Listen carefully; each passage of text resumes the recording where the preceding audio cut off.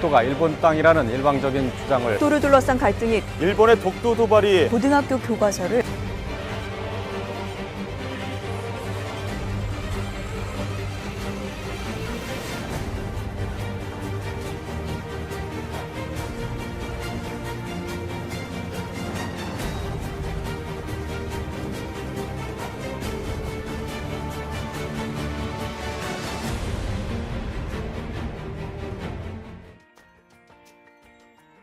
독도는 당연히 우리 땅 아닌가요? 누가 뭐래도 우리나라 땅입니다.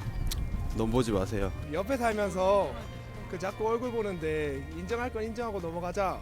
역사를 갑자기 지금 현재 와서 갑자기 바꿀 수 있다고 생각하는 것 같아요. 참 너무 가슴 아픈 일이에요. 자기 나라 땅도 아니면서 자기네 땅이라고 우겨대는 게 그게 너무너무 진짜 국민의 한 사람으로서 너무너무 가슴 아픈 일입니다. 진정한 사과와 반성이 없는 현재 독도가 상징하는 것은 어떤 일본의 후한무치함 그리고 우리의 마지막 남은 자존심을 지켜야 한다 이런 사명감. 울릉도 동남쪽 백길 따라 87K. 제발 우기지 좀 마. 독도는 너네 땅이 아니야. 다케시마가 아니라 독도야. 독도가 너희 땅이란 증거 있어? 우린 증거 많아. 독도는 우리 땅이야. 절대 넘보지 마라. 넘보지 마라. 너네 진짜 한 번만 더 그러면 혼난다. 누가 뭐래도 누가 뭐래도 누가 뭐래도 누가 뭐래도 누가 뭐래도 독도는 독도는 대한민국 영토이다. 대한민국의 영토이다. 대한민국 영토입니다. 대한민국 영토이다. 과거나 지금이나 미래도 독도는 우리 땅이에요. 독도는 우리 땅. 우리 땅. 우리 땅. 독도는 우리 땅. 독도는 우리 땅. 독도는 우리 땅.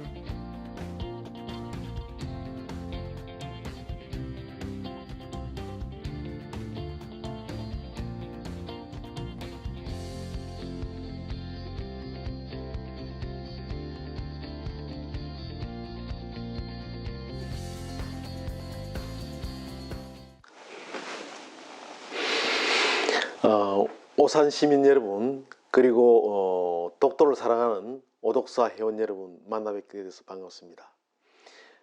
우리 땅 독도를 사랑하는 마음과 우리 장흥영토 수호를 위해서 몸소 또 실천해 오신 시민들의 자발적인 모임인 그야말로 정말 우리나라의 그 수많은 독도 관련된 제 중에서도 가장 모범적으로 많은 활동들을 해오셨습니다.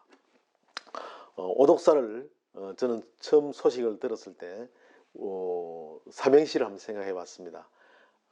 오산시의 독도를 사랑하는 모임이기도 하지만은 오로지 독도를 사랑하고 나라를 사랑하는 모임이 오독사가 아닌가 그렇게 생각합니다. 이렇게 살펴보니까 오독사에서는 독도 사랑 관련해서 장화 기저도 하고 또 그리고 독도 사랑의 날 캠페인도 하고 또 소위 일본의 소위 다케시마 날림 때 규탄 행사라든지 그리고 독도 바로 알기 시민 강좌 그리고 시민사회 연계 봉사활동 등 많은 활동들을 펼쳐오고 있습니다. 아마 이런 활동들은 우리 독도재단이 지향하는 활동과도 상당히 많은 공통점이 있다고 생각을 합니다. 나라를 지키는 것은 흩어져 있는 권력이 아니라 하나가 된 국민들의 힘 그리고 과거 국난도 되짚어보면은 국민들의 생각과 힘이 뭉쳤기 때문에 이겨낼 수 있었습니다. 전국에서 찾아보기 힘들 정도로 모범적으로 오독사, 독도사랑을 이끌어오신 김용원 회장님을 비롯한 회원 모든 여러분들께 감사를 드립니다. 저는 경북도청에서 독도정책관과 그리고 이제 여러 공직을 거치고 정년 퇴임을 하고 독도 관련 재단에 지난 2019년 4월부터 현재까지 독도재단 사무총장을 맡고 있습니다. 저희 독도재단은 그 독도수호의 하나의 내비게이션 역할을 하기 위해서 국내의 어떤 독도수호 활동을 위한 독도 영유권의 인식 강화와 독도 지킴이 플랫폼 기반 확립이라는 그런 비전을 실현하기 위해서 혁신과 그리고 소통, 신뢰 그리고 전문화라는 그런 핵심 가치를 가지고 독도재단을 이끌어오고 있습니다. 독도재단의 그 주요 사업을 간략히 소개해드리면은 독도 사이버 전략센터 K독도라든지 아마 여러분들께서도 많은 독도 관련 소식이라든지 정보를 접하기 위해서 사이버 전략센터 K독도에 들어보시는 분들도 많이 계시리라고 봅니다. 그리고 독도 전문 유일한 매거진 독도로를 발간하고 있으며 독도 관련 단체의 어떤 네트워크를 컨트롤하고 있습니다. 우리 국내에 2년 전에 우리가 조사를 해보니까 독도 관련 단체가 어마어마하게 많습니다. 16,690개의 단체가 있습니다. 그런 단체들을 이렇게 잘 활동하고 있는 단체들과 함께 소통하고 그런 단체들이 잘 활동할 수 있도록 하기도 하고 기회가 되면은 독도 현장의 탐방과 그리고 독도 박물관에서 독도에 대한 많은 또 현지 교육도 하기도 합니다. 그리고 찾아가는 독도 교육을 또 실시하고 있습니다. 우리가 2011년부터 연평균 한 30여 차례 찾아가는 독도 교육과 그리고 전국을 크고 작은 행사에 현지를 찾아가서 하는 독도 홍보버스와 그리고 해외에 독도 홍보도 강화하고 있습니다. 지난 2014년도부터 미국의 1000여 개 한국학교를 협의회로 있는 낙스 한국학교 협의회와 MOU를 통해서 해마다 그 수련회라든지 아니면 교사들을 연수회 때 그 현지 교육도 하고 있으며 금년도에는 한 10여 개국으로 확대해서 많은 독도 알아야 지킨다를 위해서 많은 홍보 활동을 해나가고 있습니다. 그리고 독도 연수 프로그램으로서 우리 땅 독도 밝기 지금 현재 국내에 체류하고 있는 원어민 교사라든지 유학생과 같은 그런 외국인들의 독도 탐방과 그리고 어려운 학생들 그리고 군인들 그리고 코로나 전사자들 뭐 다양한 많은 분들을 금년도에도 한 17차례 독도 탐방을 실시하기도 하고 매년 10월 달이면은 독도 문화 대축제를 통해서 국민 대축제로 이끌어가고 있습니다. 그리고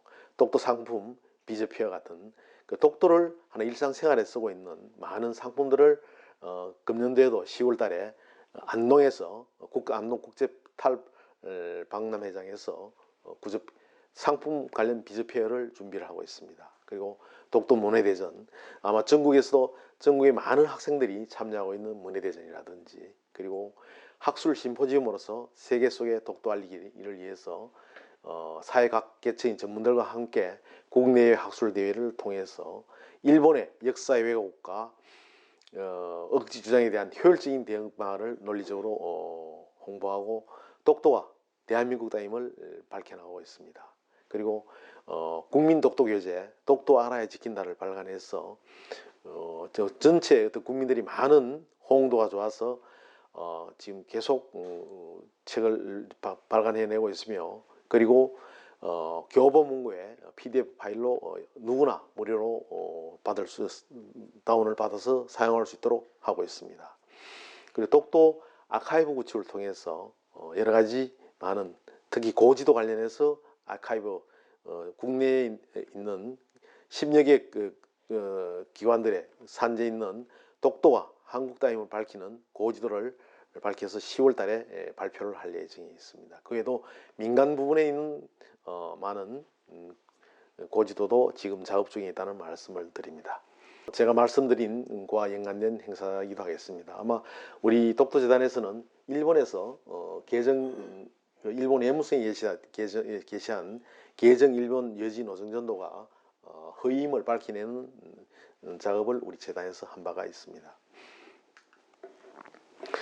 일본의 어떤 독도 침탈 행위를 살펴보면은 아마 1905년도가 아마 정점이 되겠습니다. 2월 달에 시마넨 고시 40%서 불법 영토를 편입하고 2005년도에 거의 100년이 되는 해에 소위 죽동의 날 조례를 제정하고 그리고 2008년도에 그 중학교 사회교과서 독도 명기 지침을 밝히고 그 이후에도 어떤 방위백서를 통해서 그리고 외교 청소를 통해서 해마다 독도 도발을 이어가고 있습니다. 가까이는 도쿄올림픽 조직위원회 공식 사이트인 그 성화 봉송로에서 금년도에 독도가 일본 영토인 것처럼 표기를 한 바도 있었죠. 그리고 보면 최근에 일본 그 사실상 차기 일본 총리를 뽑는 자민당 총재 선거에 나온 다카이치 사나에라는 총무상은 자기가 어떤 공약상으로 독도에 더는 구조물을 만들지 않겠다고까지 도발을 해오고 있습니다. 어떻게 엄연히 우리 한국 영토인 땅에서까지 자기 영토인 양 이렇게 위반하는지 참 후한무치한 행위를 규탄하지 않을 수가 없습니다. 도쿄올림픽 지도에 독도를 성화봉송로에 표시한 바가 있죠. 이렇게 그 일본의 그 혐한류 확산 관계는 뭐 지금 오랜 우리 생활 속에 자리 잡고 있습니다. 특히 일본인의 한국 역사의 어떤 문화에 대한 폄하, 식민주의 사관에 의해서 독도가 일본 영토라는 그런 독도 도발은 지금 절정에 달하고 있습니다. 아마 1965년도 그 한일 국교 정상화 이후에 최악에 달했다고 할 수 있겠습니다. 일본 내에서 한국과 한민족 그리고 한국 사람에 대한 헤이트 스피치라든지 헤이트 크라임이 절정에 달하고 있습니다. 한번 간단한 영상을 하나 보도록 하겠습니다.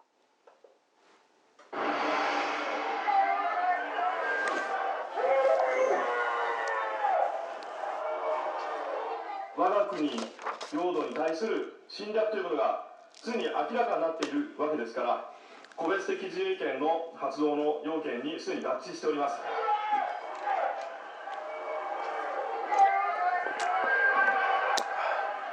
これ以上韓国側の利することを防ぐためにも党派を超え我々実際に効力ある活動をすることが今まさに求められております。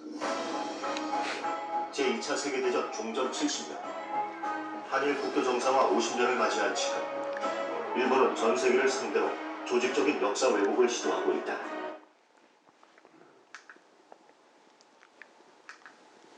네.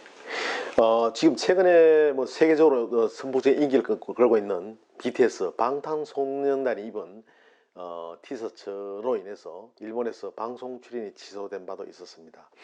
그때 그 지민인 그 주요 멤버의 인기 멤버죠. 지민 멤버가 입었던 티셔츠에 뒤에 보면은 이렇게 외국심이라든지 패트리어리즘 그리고 우리의 역사라는 아워 히스토리라든지 해방을 나타내는 리버레이션 그리고 코리아 등의 문구가 있는 등 부분에 특히 이 일본의 원폭 투어한 장면이 들어있는 티셔츠를 입은 것을 문제 삼아서 일본의 아사히 TV의 뮤직 스테이션에 출연 못한 그런 사례도 있었습니다. 그리고 탤런트 송일국이 독도 수영 횡단을 했다는 이유로 그 신이라 불리는 사나이 박영희 연기가 된 바도 있었습니다. 가수 이승철은 그때 2014년도에 독도에서 탈북 여성 합창단과 통일연문 음악회를 진행한 바가 있습니다. 금년도에는 우리 독도재단에서 탈북 여성 합창단과 그 독도 현지에서 통일을 염원하고 독도 사랑을 마음껏 펼치는 합창을 한 바가 있었습니다만 가수 이승철이 탈북 여성 합창단과 통일연문 음악회를 진행했다는 그 이유로 2014년도에 도쿄 하나다 공항에서 4시간가량 억류당한 후에 귀국된 바가 있었습니다.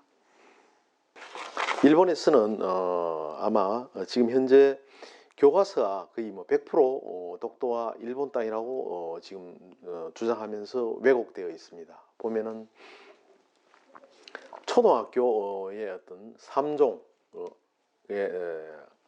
9가지 그리고 중학교의 역사 공민지리 17종의 17종 그리고 고등학교 역사 공공지리종합총에서 30종 하고 56종 전체가 독도를 다케시마로 표기를 하고 있습니다.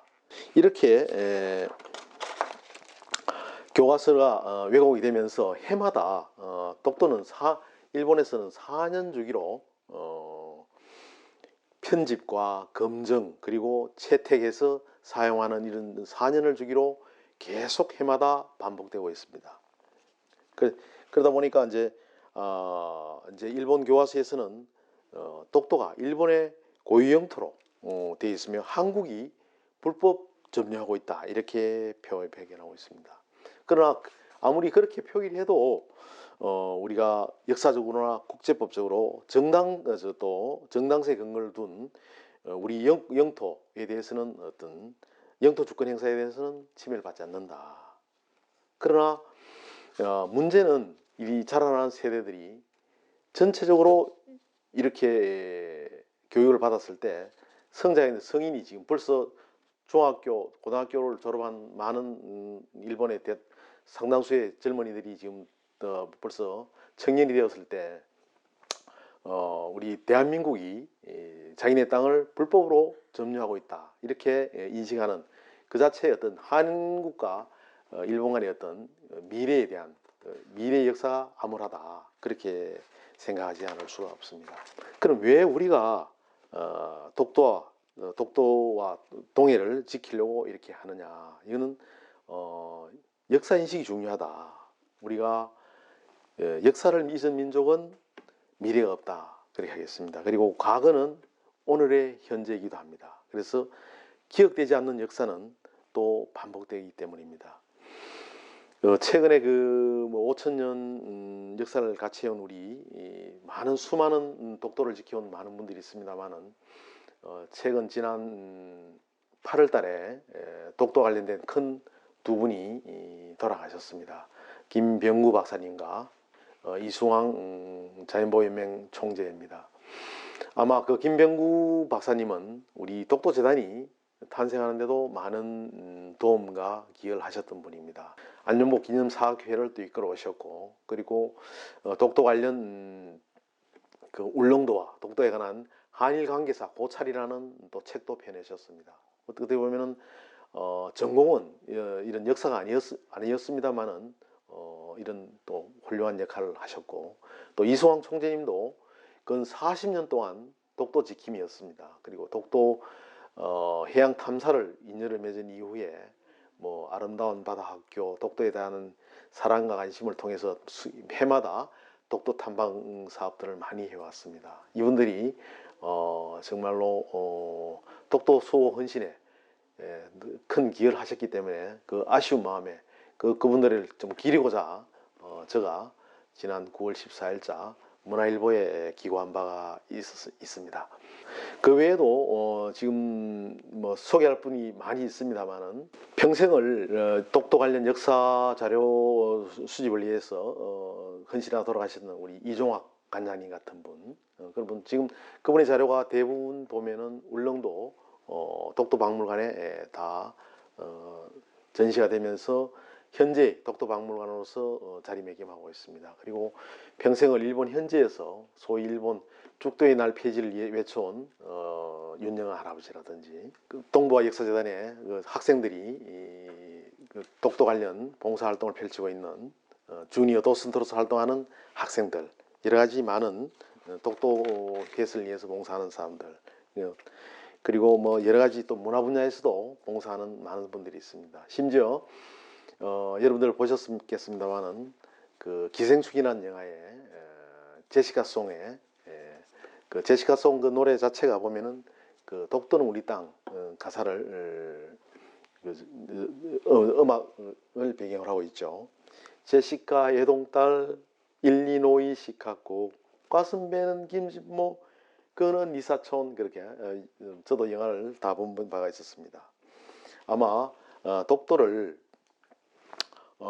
외로운 섬으로 만드는 것은 사람들의 기억과 관심에서 사라지는 무관심입니다. 철학자 에릭 프롬은 사랑은 끝없는 관심이라고 그랬습니다. 아마 여러분 오도소다처럼 독도에 대한 끊임없는 사랑과 관심을 부탁드립니다. 그럼 독도는 언제부터 이제 일본의 침탈이 시작되었는지 같이 한번 살펴보도록 하겠습니다. 일본은 그 19세기 말 메이지 유신 이후에 강성대국의 어떤 꿈을 가지고 조선을 집어삼기 위해서 많은 일들을 해왔습니다.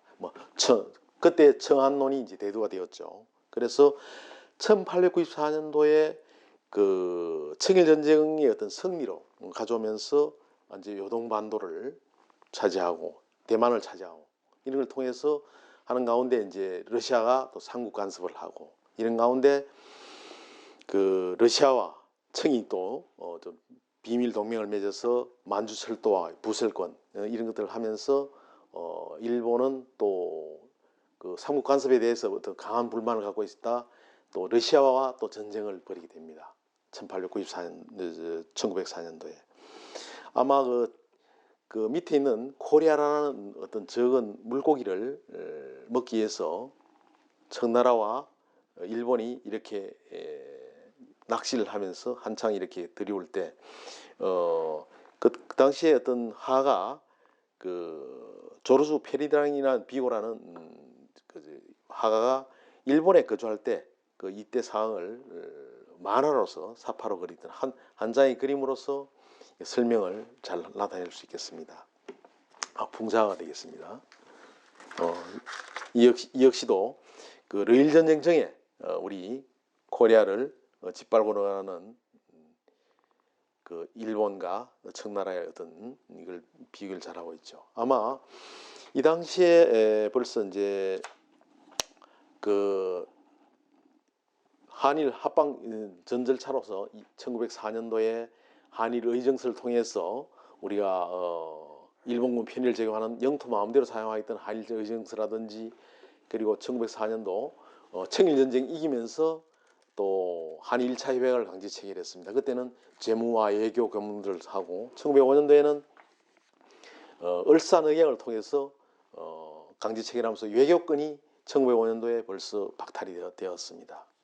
그래서 1905년도 그 당시에 아마 독도 침탈은 그 한반도 침탈이 어떤 절정에 이르렀을 때, 한반도 침탈이 절정에 이르렀을 때 1905년 1월 28일 일본 정부의 어떤 독도 편입 결정에 따라 가지고 그걸 시마네 현으로 하여금 시마네 고시 제40호로서 불법 편입을 단행하게 되었습니다.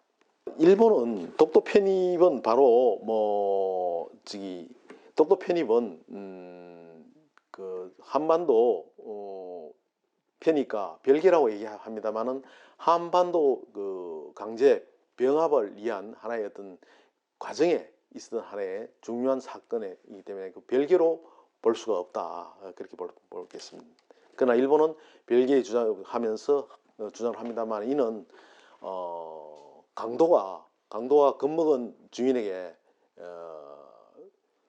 물건을 뺏어가고 나서도 이것을 무주물 선점에 의한 논리로 설명하는 것과 같지 않느냐 그렇게 봅니다. 그럼 일본이 독도를 불법 편입한 이유에 대해서 살펴보면은 그 러일 전쟁 당시에 벌써 일본은 그 울릉도와 독도의 어떤 군사적 가치를 자각을 하고 또 그리고 외국에서 무인도서를 편입한 경험에 기초해서 독도 편입 기회를 노려왔습니다. 그리고 이제 독도 주변에는 한류와 난류를 만나는 지구로서 풍부한 또 의자원들이 많습니다. 그 당시에 더군다나 이제 러일 전쟁을 할 당시에는 어떤 가죽값이라든지 기름값이 급등을 해서 그 나카이 요자부라는 어업인이 그 독도에 대한 강치업 독점권을 노리고 일본에 청원을 한 바가 있었죠. 독도 사용 임대 청구를 냈을 때 여기서 이제 독도 주변의 어떤 풍부한 경제적 가치 이런 것들을 인식하게 되었죠. 그리고 이제 무엇보다 중요한 것은 영해의 확장입니다. 울릉도와 독도 부분이 이제 블라디보스토크에서 이렇게 남하하는 블라디보스토크의 함대를 감시하는데 아주 중요한 막루가 되겠죠. 실질적으로 울릉도와 독도에 러시아에서 남하하는 그 함대를 감시하기 위한 막루를 설치한 바가 있었죠. 그리고 이제 무엇보다 중요한 것은 영해의 확장입니다. 독도 면적은 뭐 이렇게 18만 7,554평방미터입니다만은 실제로 독도를 중심으로 이렇게 저걸 우리가 영해 면적을 EEZ를 선포한다고 가정했을 경우에는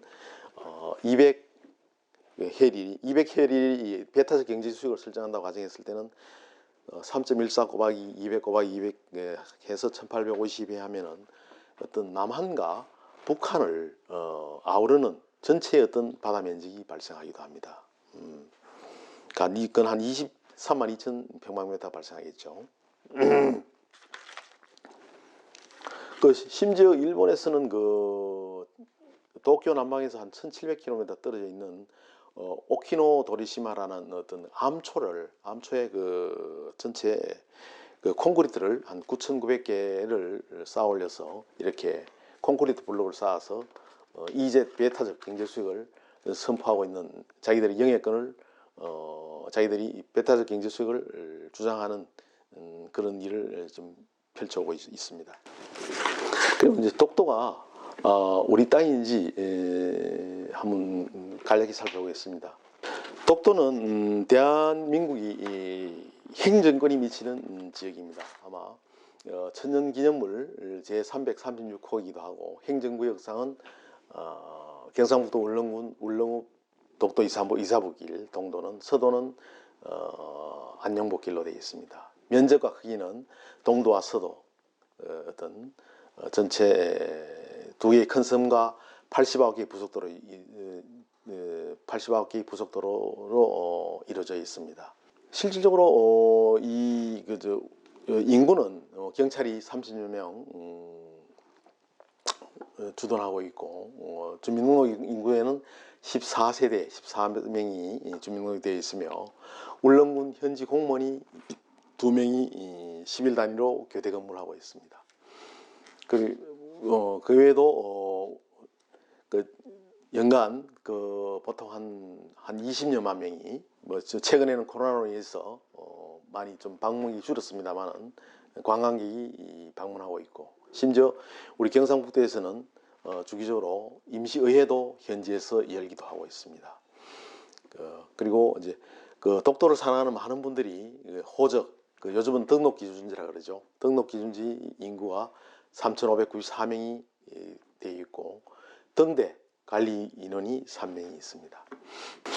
역사적으로 그래 한번 살펴보면은 한국은 옛날부터 독도를 인식하고 있었다고 할 수 있겠습니다. 세종실록 지리지 울진현조에 대한 기록을 살펴보면은 우산 즉 독도와 무릉, 울릉도 두 섬은 울진현의 정동쪽 바다에 있어서 두 섬이 거리가 멀지 않아서 날씨가 맑으면 바라볼 수 있다 이렇게 할 수 있습니다. 우산, 무릉, 이도, 제현, 정동, 해중 바다 그렇게 표현하고 있습니다. 또 팔도 총도에는 독도가 또 명기가 되어 있습니다. 신정동 여지 성남에 첨부된 팔도 총도의 동해 있는 위치는 정확하지는 않지만은 우산도와 울릉도가 그려져 있습니다. 아울러 과거 일본은 독도를 국경 밖 섬으로 알았습니다. 1667년 일본 오키섬의 지방관리 사이토 도요부나사가 편찬한 지리서에 보면은 은주시청학기라는 지리서에 보면은 일본의 서북적 경계를 이 섬 오키로 한다 이렇게 기록하고 있는 바 울릉도와 독도는 일본의 영토가 아님을 고정하고 있습니다. 보면은 이 섬, 이도 무인지지라 견고로 여자운 주운 망운슈라 했습니다. 즉 이 말은 이 섬 울릉도와 독도는 사람이 살지 않는 땅으로 고려를 보는 것은 운슈 현재 시마네현의 동부에서 온슈 오키섬을 보는 것 같다. 그러므로 일본의 서북적 경계는 이주 오키섬으로 한다. 이러한 기록을 통해서 일본의 서북적 경계는 오키섬이며 독도는 일본의 영토에서 제외된다고 하는 것을 알 수가 있습니다. 그리고 에도 막부에서 성인한 개정 일본 여지 노정전도도 1779년도 초판 이후에 정식 관의 허가를 받은 판본들에 보면은 독도와 울릉도가 일본의 영토와 별개로 채색이 되어 있지 않음을 알 수가 있습니다. 이것은 일본의 영토가 아니라는 것을 명확하게 알 수가 있겠습니다. 이건 우리 독도재단에서 2년 전에 일본 외무성에 게시된 개정 일본 노정전도가 그 위에 초판 이후에 관허를 받지 않은 그 많은 그 짝퉁 지도를 그 중에 짝퉁 지도 중에 하나를 게시하고 있음을 우리가 밝혀낸 바가 있습니다. 그리고 일본은 17세기에 울릉도와 독도를 무단 침범을 해왔습니다. 그 도해면허라는 것은 울릉도와 독도를 외국으로 인정한 그런 결과가 되겠죠. 17세기 초에 요나고의 어떤 주민 오야와 무라카와의 집안은 막부로부터 그 울릉도 독도를 거쳐서 울릉도 근해에 어업을 갈 때는 도해 면허를 받아서 울릉도에 어로 행위를 하고 독도를 중단기치로 이용했다고 주장을 하고 있습니다.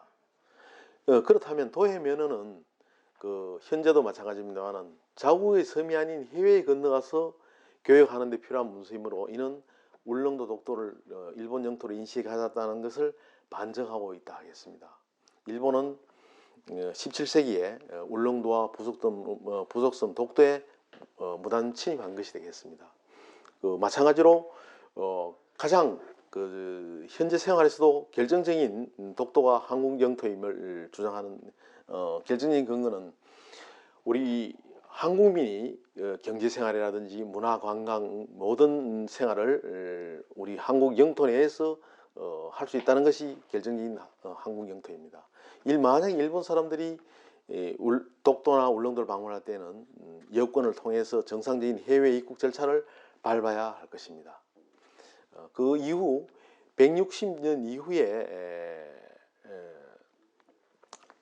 만들어진 삼국 제방지도, 아마 일본에서 유명한 하야시 시에이가 만든 삼국 제방지도에도 울릉도와 독도는 조선과 색상이 동일한 색상에다 조선의 것이라고 명백히 표현이 되어 있습니다. 되어 있고 울릉도와 독도를 조선의 땅으로 인정하고 있는 것을 알 수가 있겠습니다. 독도를 얘기할 때 안용복은 가장 중요한 한분 중에 한 분이 하겠습니다. 조선 숙종지의 인물이죠. 안용복은 1654년 갑오생으로서 아마 부산 동네가 고향이고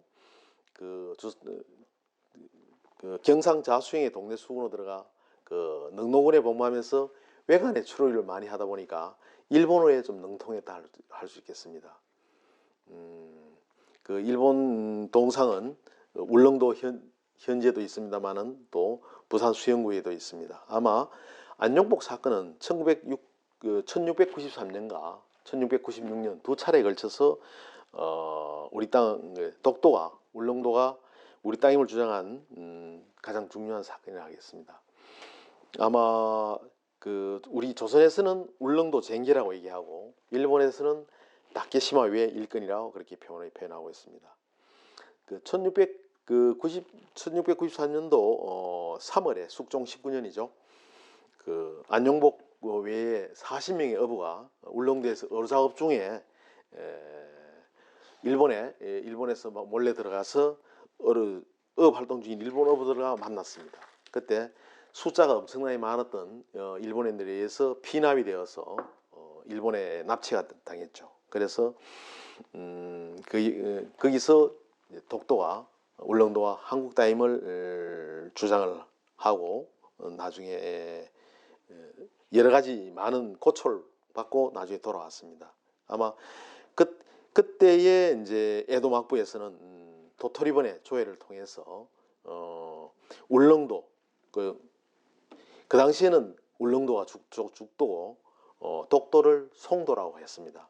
그래서 울릉도인 죽도와 독도인 송도는 모두 토토리번에 속하지 않는다는 답변서를 받고 나서 안용복 사건 1차 사건의 도의 결과 1696년 1월 28일 일본인들의 어떤 죽도, 그러니까 울릉도 도의 금지령이 내려졌습니다. 분명히 또 송도는 또 울릉도의 어떤 부속섬이죠. 그리고 울릉도와 독도가 조선의 영토임을 확인한 사건이었습니다. 그 이후에 또 3년 뒤인 1696년도에 안용복의 2차 도일 사건이 발생하죠. 그때 이제 2차 그때 그 안용복이 일본에서는 뭐 허구적이다 뭐 이런 얘기들이 마구 얘기가 있을 때 안용복을 취조했던 문서가 발견이 됐었습니다. 그 문서에 보면은 일본의 그 안용복은 그 송도, 즉 자산도, 독도는 우리나라 땅이다 이렇게 주장을 했습니다. 그 보면은 그 취조 문서 중에 보면은 그 강원도 지금은 그 경상북도에 소속이 되어 있습니다만은 그 당시만 해도 강원도에 소속이 되어 있죠. 강원도 중에 죽도와 송도가 있다 이렇게 취조 문서에 나타나 있습니다. 그리고 이제 울릉도 쟁계 후에 일본은 이제 독도 뒤에도 이제 금지했다라는 나오죠. 조금 전에 말씀드렸던 도토리본의 답변서가 그렇게 나와 있고요. 그 일본은 그 1696년 막부가 울릉도에 대해서 도해를 금지했지만은 독도에 대해서는 도해를 금지하지 않았다고 주장을 합니다. 그러나 오야 집안의 문서에 보면은 죽도, 울릉도 근처에 송도, 즉 독도라는 마을이 분명히 있는 것으로 봤을 때는 독도는 울릉도와 같이 하나의 부속섬으로 인식했는 것이 틀림없습니다. 그리고 이제 그 부속섬이었기 때문에 독도에 대한 별도의 도해 금지는 필요하지 않았다 할 수 있겠죠. 큰 섬에 대한 부속섬이기 때문에. 그래서 안용복 도일로 인해서 조선과 일본 사이의 외교 마찰로 울릉도 쟁계가 발생하자 조금 전에 말씀드렸던 그런 답변을 받았었죠.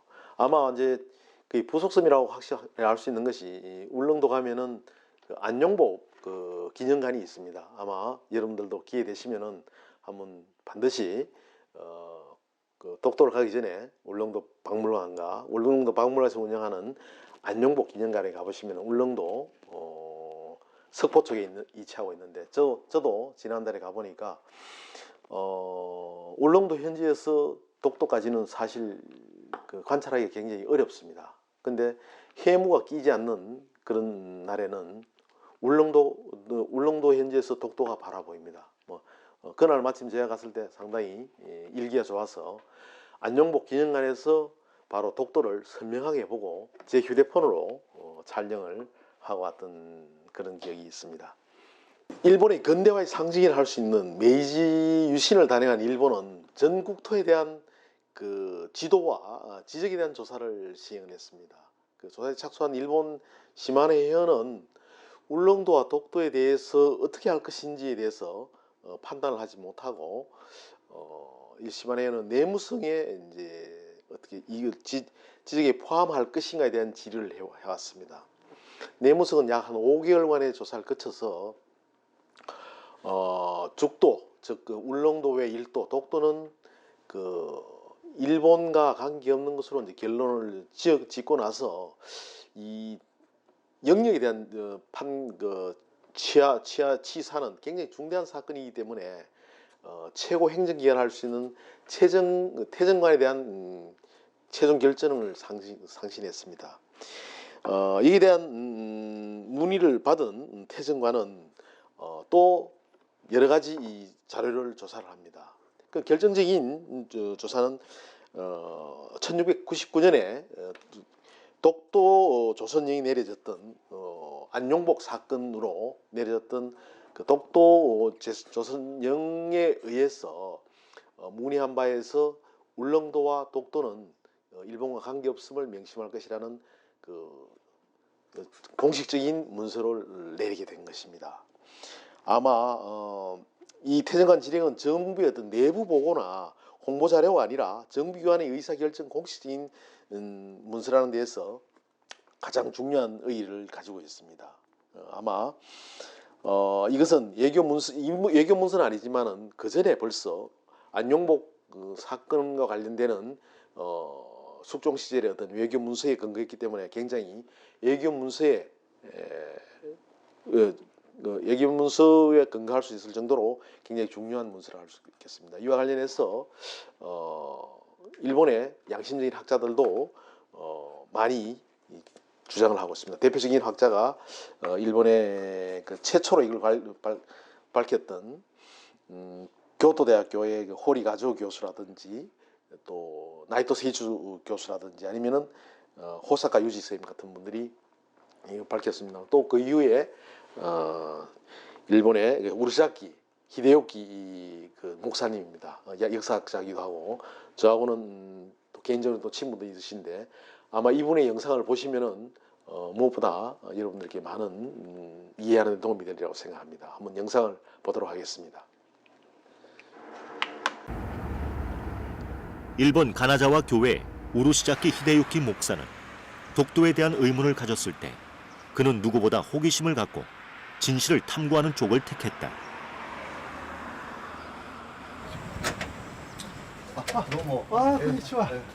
그 결과 그는 일본의 독도 영유권 주장이 완전히 허구라는 결정적 증거를 발견하고 세상에 공개했다.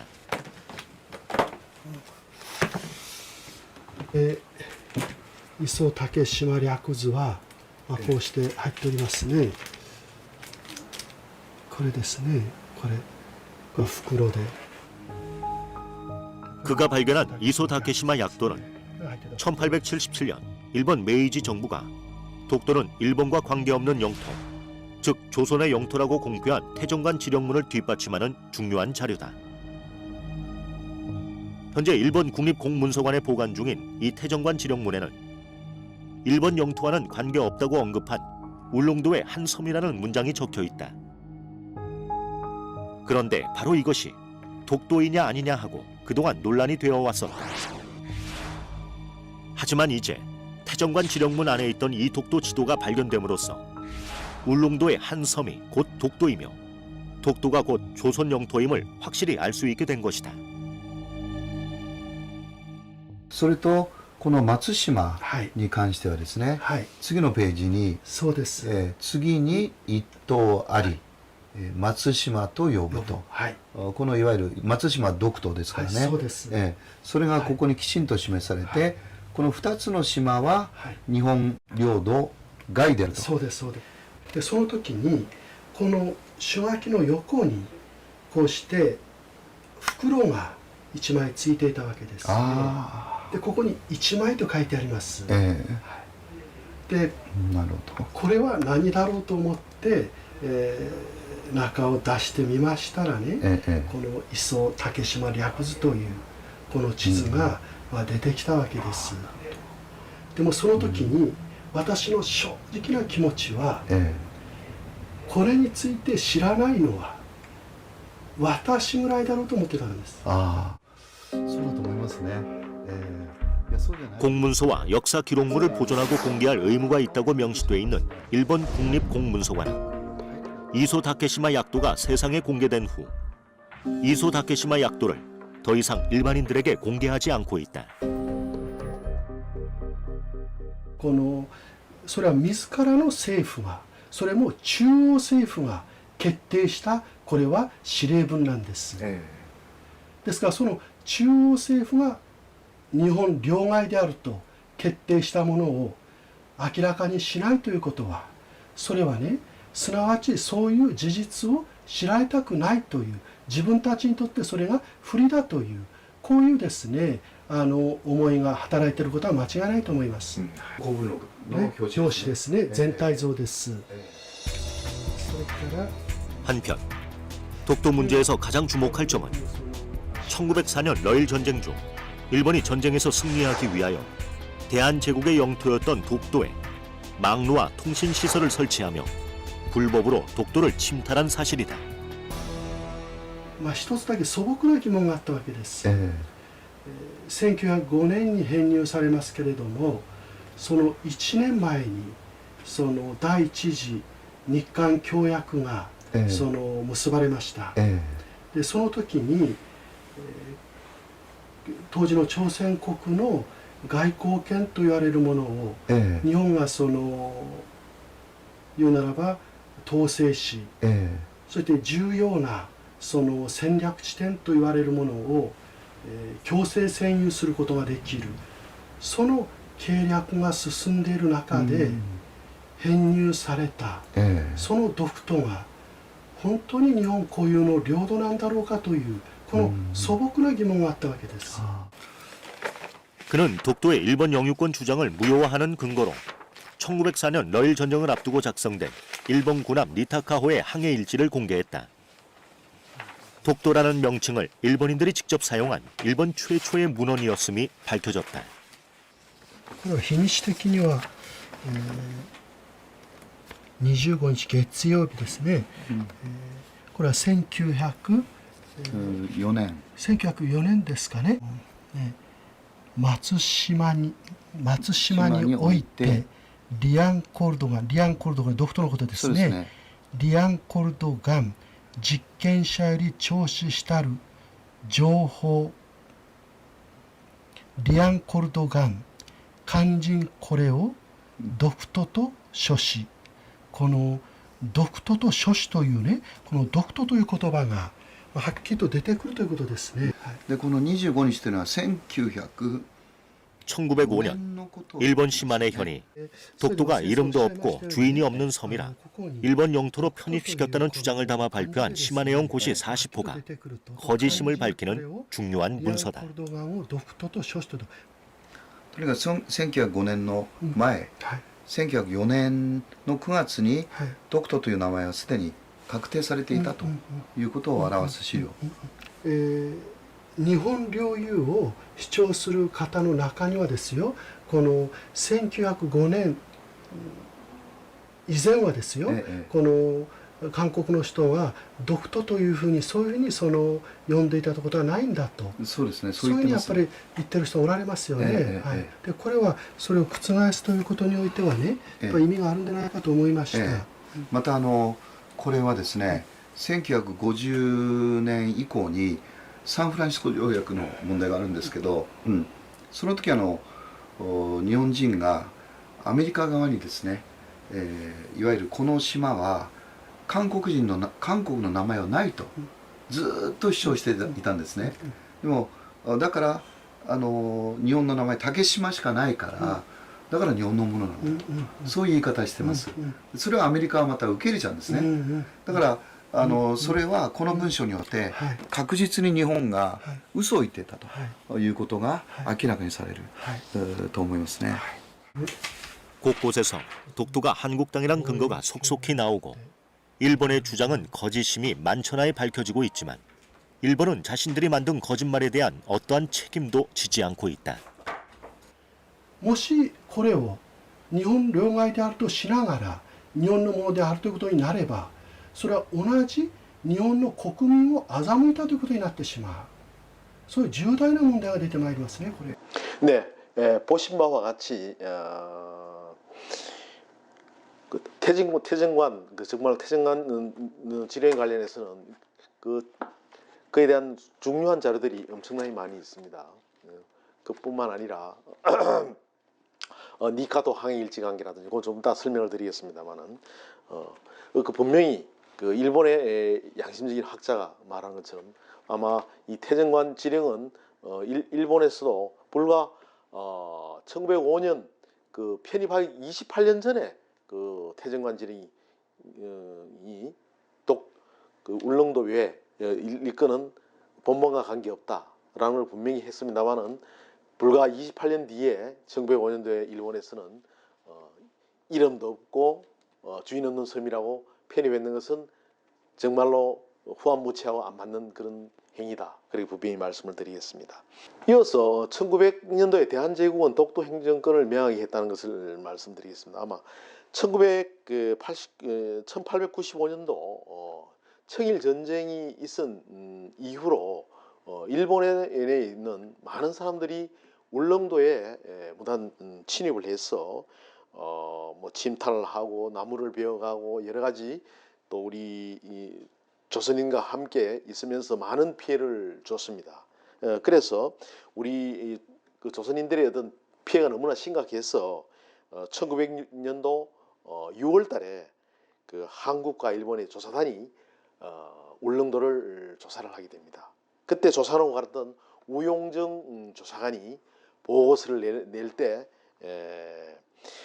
일본인들의 어떤 조속한 철수와 그리고 그 선박을 우리도 좀 이렇게 좋은 성능의 선박도 구입하고 울릉도 관련해서 근대적인 근대적인 관제를 개편할 것을 건의를 했습니다. 이에 고종은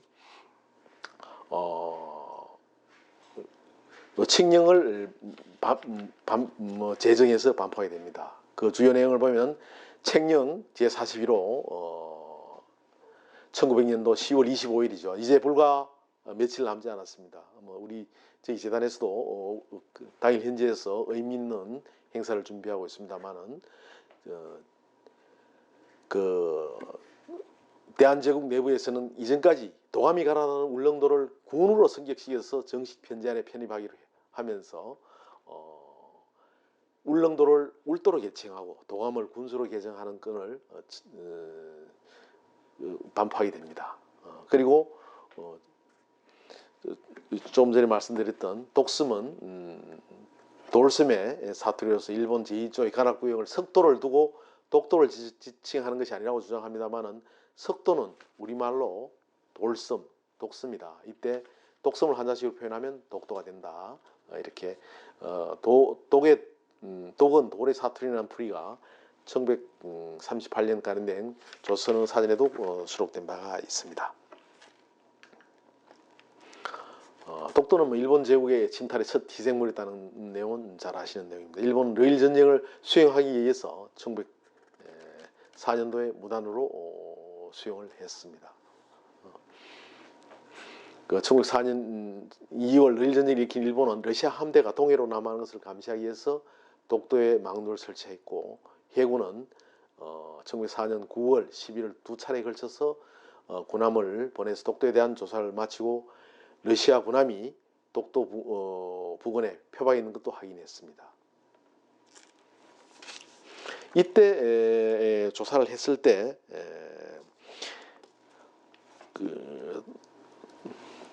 독도에 망루를 설치해 조사했던 탐문조사원 니카토 항해 일지에 조금 전에 우즈자키 히데조키 선생님 말씀한 바와 같이 1904년 2년도에 이전에도 독도는 그 조선인들의 어민들의 삶이었고 독도로 칭한다고 그렇게 기록된 바가 있습니다. 해저선은 울릉도, 독도, 옥기선까지 연기를 했었죠. 그렇게 해서 이제 울릉도와 독도에서 망을 보고 이렇게 그 함대가 내려갈 때 해저 전선을 통해서 이렇게 본국에 소통을 하도록 그렇게 되어 있습니다. 이 망루는 러일 전쟁이 종전 후에 10월 24일 철수되었으며 해저 전선은 1945년도에 폐전할 때까지 운영이 됐습니다. 이거는 일본이 한국 어민들의 삶의 터전이었고 조금 전에 말씀드린 니카토 항일지에 일본에서 미국이 주도한 샌프란시스코 강화 조약 초안 작성 때부터 1949년 11월 2일까지는 독도가 한국으로 명시되어 있었습니다. 그런데 일본에서는 한국에서는 1905년 자기들이 편입할 당시 이전까지는 이름도 없었고 주인도 없었다고 이렇게 주장을 했습니다. 그러나 이제 그것을 이제 통해서 미국을 설득해서 그 조문을 바꾸게 됩니다. 그 조문에는 이제 아마 독도가 누락이 됐는데 이건 미국의 로비를 받은 연합국 사령부 외교국장 시볼트의 보고를 받은 결과라고 봅니다. 일본은 시볼트에게 다케시마에 대해서는 한국의 명칭이 없으며 한국이 한 번도 영유권을 주장한 바가 없다고 그렇게 했습니다. 1948년도 미군정은 독도가 한국 땅임을 인정을 했습니다. 1948년 6월 8일 그 오키나와에 주둔하는 미 극동함대 사령부 소속 전투기가 독도에 폭격을 가하고 나서 우리 어민 14명이 사망을 하고 23척의 선박이 침몰을 한 바가 있었습니다. 당시에 미 군정청 군정장관 윌리엄 딘 소장은 6월 24일자로 국동 사령관에게 리앙크루트 암, 즉 독다 폭탄 투하에 대한 공문서를 발송하면서 이 문서에 의해서 폭탄 투하 중지를 요청한 바가 있습니다. 이 리앙크루트 암 독도 근처의 수역은 한국 어부들이 이용할 수 있는 가장 좋은 고기잡이 지역이 해당되고 그 수익은 확실히 세계에서 가장 품질의 오징어가 있다. 다양한 물고기들이 돌아올 때 한국 어부들은 그 수익을 이용하지 않으면 안 된다. 이런 공문을 통해서 미군 사령부가 이 공문에 동의를 하면서 이 지역이 한국의 어민들이 생계를 주로 하는 어민들이 생활하는 곳이라는 것을 인정을 한 바가 있습니다. 이 조난 어부에 대해서 48년도 6월 8일 폭격이 있은 이후에 조난 어민들을 위령하는 우리 경상북도에서 독도를 관할하는 경상북도에서는 지사가 위령비를 만들었습니다. 그래서 독도가 한국령이라는 국민적인 공감대가 확산이 되었고 그리고 이 위령비는 나중에 또 태풍으로 쓸려 나가서 2005년도에 몽돌 해안에 다시 건립한 바가 있습니다. 지금 1950년도 6월 8일 날 우리 독도 조난 위령비를 제방하는 모습입니다. 그때 조재천 도지사님께서 위령비를 건립을 했습니다. 그러면은 지금까지는 주로 한일 관계에서 국내 자료와 일본 자료를 중심으로 얘기했습니다만 세계적인 여기에 대한 시각은 어떤지 한번 살펴보도록 하겠습니다.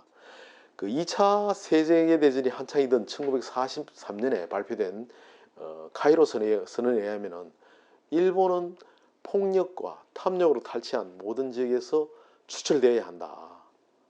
또 이와 연장선상에서 1945년 2년 뒤인 포츠담 선언에서는 일본의 주권은 혼슈와 홋카이도 그리고 큐슈 시코쿠 섬과 우리 쉽게 말하면 연합국민이 결정하는 작은 섬들에 한다고 결정을 한 바 있습니다.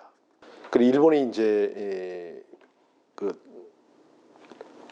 항복을 한 이후에 일본을 관할하는 연합군 최고 사령관은 1946년 1월 29일 각서 스칼핀 제677호를 통해서 일본의 행정권이 미치는 범위를 앞에서 열거한 4개의 섬과 그 부속 도시로 한정한다. 이렇게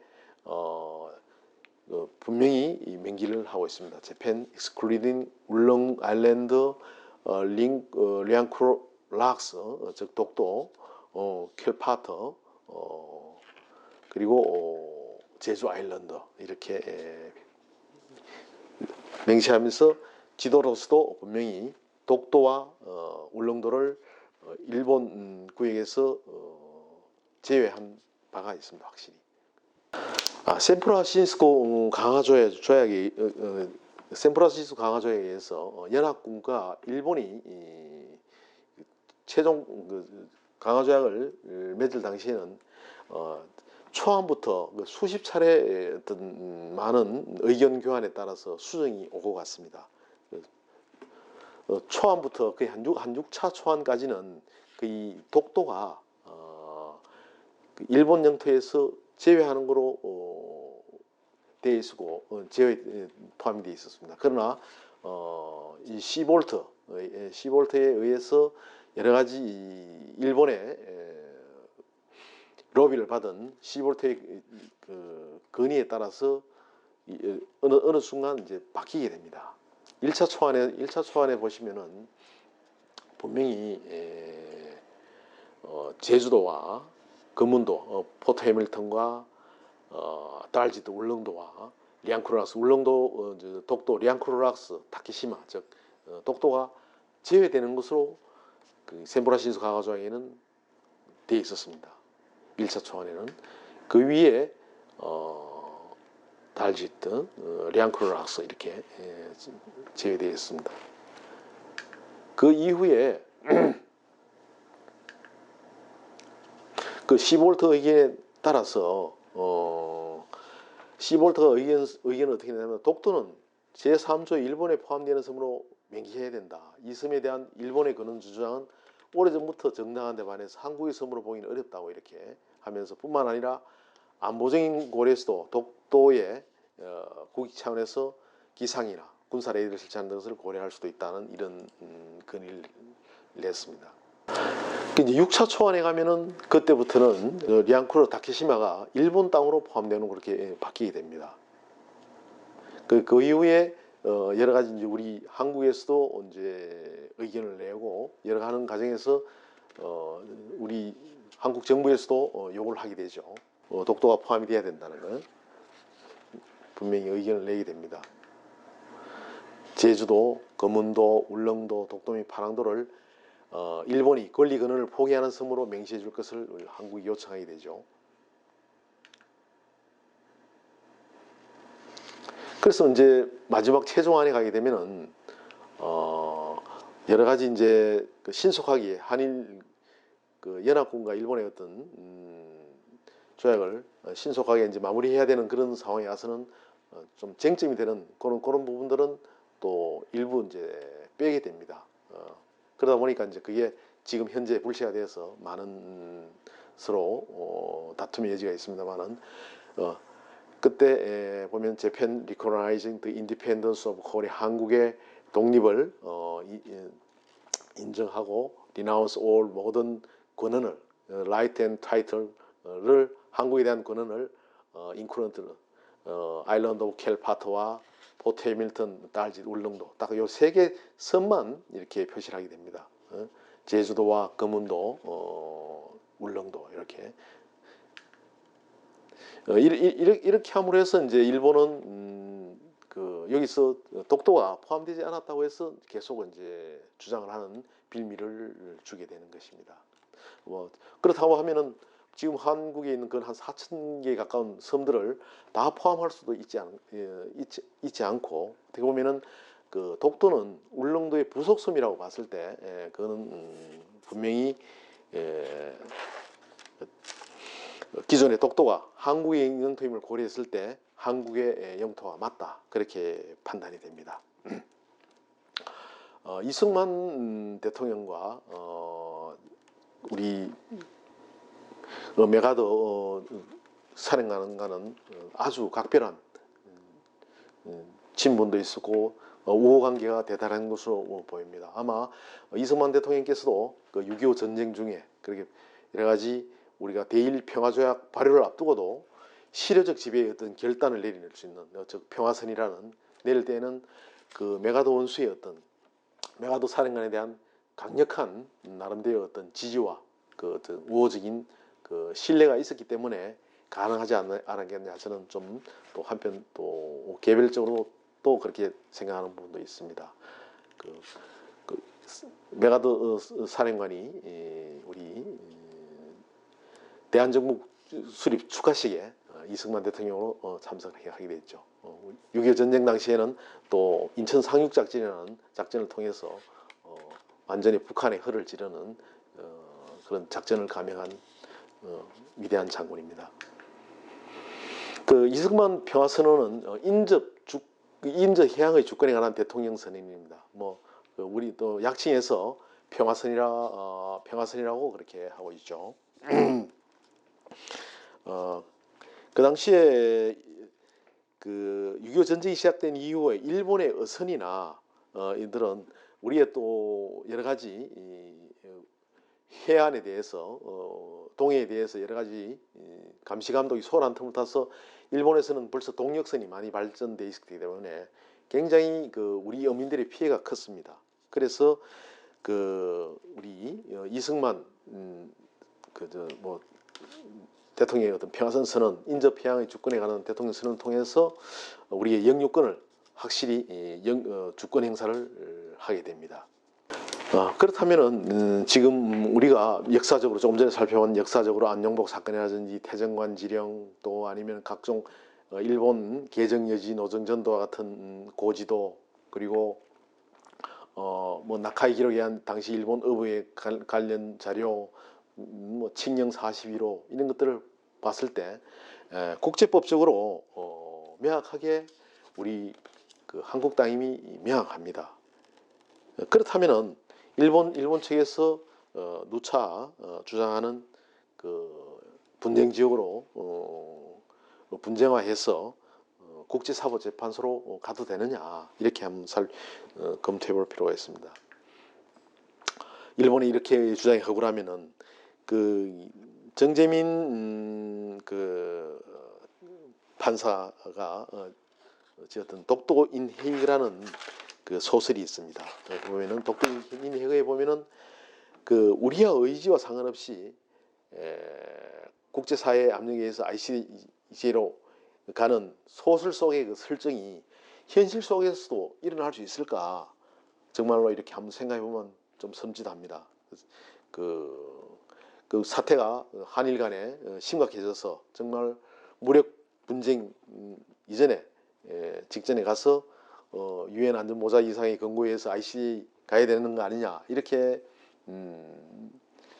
상정해 보면 끔찍합니다만은 일본은 지금까지 3차례 우리 정부에 ICJ 제소를 제안을 했습니다. 뭐 1954년도 그 주일 한국 대표부의 독도 문제를 제소했고 1962년도에도 했고 2012년도에 재번해서 3번의 제소를 한 바가 있습니다. 일본의 장기적인 독도 국제재판 준비에 대해서 이에 대해서도 우리가 좀 만만히 준비를 해야 될 것 같습니다. 아마 또 국력을 길러야 되는 것은 말할 것도 없습니다만은 ICJ 소송은 뭐 국제적으로 권위를 가진 국제법 교수라든지 소송에 쓸만한 사람은 벌써 일본의 어떤 외무성이 자문위원으로 이촉해 있고 최근 보면은 최근 남방의 참다랑어 국제소송 관계라든지 이런 국제소송 경험도 있고 여러 가지 영토 전문가도 많이 있고 굉장히 상대적으로 열악한 입장입니다. 우리가 우리도 국제법 전문가를 많이 육성을 해야 될 것입니다. 아마 우리 독도재단에서도 서울대학교 법률대학원과 같이 이달에 MOU가 예정되어 있습니다만은 좀 신진 연구자들을 많이 육성을 해서 우리가 역량들을 키워야 되지 않겠느냐 그렇게 생각합니다. 일본의 국제사법재판소에서의 어떤 그 위상은 거의 뭐 확고합니다. 보면 네덜란드 헤이그에 있는 15명의 판사 중에 아마 아시아계가 3명이 배치가 됩니다만은 일본에서는 지금까지 그 오하다 히사시의 4명을 배출한 바가 있습니다. 그 오하다 일본 왕비의 사이기도 하죠. 그 외에도 여러 가지 4명을 배출한 바가 있고 그러나 그 독도는 명백한 우리 영토로서 영유권 분쟁은 존재하지 않는다. 그리고 외교 교섭이나 국제법적인 대상이 아니라는 것이 우리 정부의 명확한 입장이기도 합니다. 우리가 국가가 어려울 때 독도 침탈은 항상 있어 왔습니다. 1905년도에 국가 침탈 과정 그리고 한국 전쟁을 볼 때 한국 국력이 약할 때 있어 왔습니다. 우리가 512년도에 이사부 장군 이래 안용복이 그리고 뭐 여러 가지 홍순칠 대장이 그 외에 여러 가지 우리 많은 분들이 이 독도를 백성들이 지켜왔습니다. 아마 오독사 여러분들도 그 많은 분들 중에 한 분이 아니겠나 생각합니다. 특히 홍순칠 대장은 의용수비 대장으로서 국력이 약할 때 나무로 대포를 만들어서 조국의 영토를 지켜왔습니다. 2014년도에는 미국의 미주의 한인들이 한인의 힘으로서 동해의 이름을 찾아오기도 했습니다. 이제 우리가 모두 함께 나서야 될 때가 아닌가 그렇게 생각을 합니다. 그리고 오늘 우리가 영토 주권에 대해서 함께 고민한 자리를 가져갔습니다. 아마 우리 독도가 우리 땅임에 대한 관련 자료는 뭐 여러 가지 자료를 보시면은 차고도 넘칩니다. 아마 또 반대 역으로 보면은 일본에서도 구체적으로 밝히지는 않지만은 또 그 일본의 현지 가보면은 그 수많은 서점가의 수많은 책들이 또 일본 영토라는 수많은 자료들도 있습니다. 우리가 정말로 구애에 그칠 것이 아니라 내실을 다져서 여러분들과 같이 함께 공부도 하고 자료도 만들고 때로는 국제법 국내외적으로 홍보도 하고 여러 가지 역량을 키워서 그 일본의 도발에 단호히 맞서야 될 것으로 생각합니다. 그 독도는 무엇보다도 함께 할 수 있고 함께 지키는 것이 중요합니다. 영토 주권은 아무리 강조해도 지나치지 않습니다. 함께 동해와 독도를 지켜주시길 당부합니다. 우리가 독도재단에서 만든 일본의 주장에 대해서 중요한 10가지 이 사항을 간략하게 독도에 대한 진실을 정리를 한 것입니다. 특히 미국에 갔을 때 젊은 학생들이 미국에 있는 낙스라는 학교에 있는 학생들은 항상 객관적으로 이 사실을 들여다보기 때문에 좀 단순하게 감정적으로 대처할 것이 아니라 객관적인 팩트로 설명할 수 있게끔 10가지를 요약을 한 자료입니다. 여러분들께서도 기회 있을 때마다 보시고 또 심화 학습을 통해서 여러 가지 논리적인 무장을 해주실 것을 당부드립니다. 좀 전에 말씀드렸던 우리 정재민 판사의 소설 인드 헤이거 아마 한번 기회 되시면 읽어보시면은 좀 소설입니다만은 또 판사가 지은 소설입니다. 굉장히 좀 여러 가지 실감 나는 소설이 아닌가 그렇게 생각을 해봅니다. 오늘 장시간 독도와 관련해서 독도가 역사적으로나 국제법적으로나 지리적으로나 우리 영토임을 설명을 드렸습니다만은 부족한 부분들은 각자가 또 심화 학습을 통해서 논리적인 무장을 통해서 우리가 독도의 영토 주권을 굳건히 지켜나갈 수 있도록 여러분께서도 많은 또 협조와 노력을 당부드리면서 또 코로나 상황입니다만은 건강하시고 강건하시기를 당부드립니다. 마지막으로 외교부에서 만든 대한민국의 아름다운 영토 짧은 영상입니다. 이걸 보시면서 오늘의 강의는 마치도록 하겠습니다. 감사합니다. 수고하셨습니다.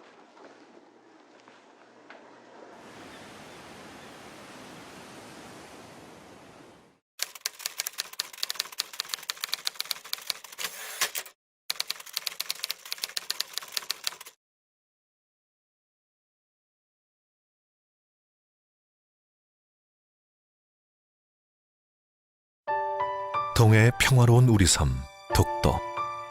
이곳에도 아픈 과거가 있었습니다. 제국주의 야욕에 불타던 일본은 1904년 러일 전쟁을 일으킵니다. 그리고 1905년 러시아 함대를 감시하기 위해 독도를 주인 없는 섬이라며 불법 편입합니다. 그것도 중앙정부가 아닌 지방정부의 고시를 통해 은밀하게. 그런데 과연 일본의 주장대로 독도는 주인 없는 섬이었을까요? 1145년에 발간된 삼국사기를 포함하여 한국의 수많은 옛 문헌과 지도는 독도를 오랜 옛날부터 한국의 영토로 기록하고 있습니다.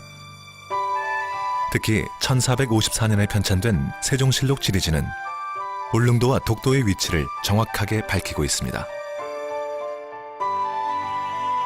그리고 1900년 대한제국은 칙령 제41호로 독도가 한국 영토임을 다시 한번 명확히 합니다. 일본의 기록은 어떨까요? 일본은 1905년 이전에는 독도를 일본 땅이라고 주장한 적이 단 한 번도 없습니다. 오히려 수많은 일본 문헌은 독도가 일본 영토가 아니라고 분명히 말하고 있습니다. 17세기 말 일본은 공식 문서를 통해 독도가 일본 영토가 아니라고 스스로 인정합니다. 1877년 일본 정부 최고 행정기관인 태정관은 일본 전역에 지적을 편찬하는 과정에서 정밀한 조사 끝에 독도가 일본과 관계가 없다는 결론을 내립니다. 110년간 숨겨져 있다가 1987년에야 세상의 모습을 드러낸 이 타정관 문서는 독도가 일본 영토가 아님을 일본 정부가 공식 확인한 명백한 증거입니다. 그러던 일본이 말을 바꿔 독도는 원래부터 일본의 고유 영토였다고 억지를 부립니다. 언제는 주인 없는 섬이라더니 이제는 원래부터 자기 땅이었다니. 이처럼 손바닥 뒤집듯이 말을 바꾸는 일본의 주장을 그 누가 믿겠습니까? 독도는 일본의 한반도 침탈의 첫 희생물이었습니다. 1945년 제2차 세계대전이 끝나고 카이로, 포츠담 선언 등 전후 처리 과정에서 패전국 일본은 폭력과 탐욕으로 탈취한 모든 지역으로부터 쫓겨납니다. 독도도 한국의 품으로 돌아옵니다. 그리고 1946년 연합국 최고사령관각서 677호는 독도를 분명한 한국의 행정관할구역으로 선포합니다. 독도는 대한민국 주권 회복의 상징입니다. 일본을 제외한 그 어떤 나라도 독도가 빼앗겼다가 되찾은 한국 영토임을 부인하지 않고 있습니다. 독도가 자기 땅이라는 일본의 억지 주장은 한반도 침탈의 역사를 되풀이하겠다는 것과 다를 것이 없습니다. 우리는 미래를 함께 열어갈 일본이 역사의 진실 앞에 겸허해지길 바랍니다.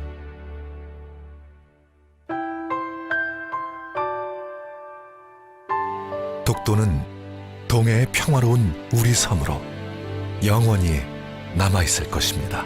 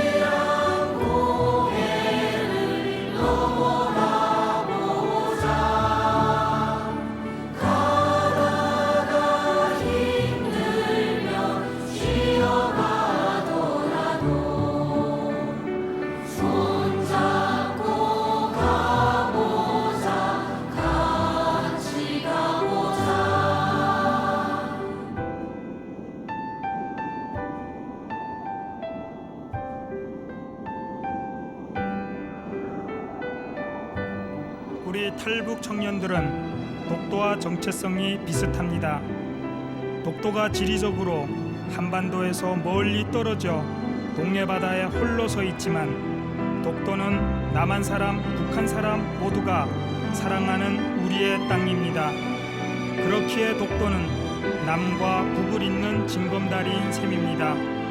독도와 마찬가지로 탈북 청년들을 희망의 눈으로 바라보고 응원해 준다면 북한도 경험하고 남한도 경험한 우리 탈북 청년들은 통일시대에 남한과 북한 지역을 이어주는 통일의 징검다리가 될 것입니다. 통일을 향한 길에서 우리 탈북 청년들이 앞장서겠습니다. 통일을 위해 우리 모두 함께 나아갑시다.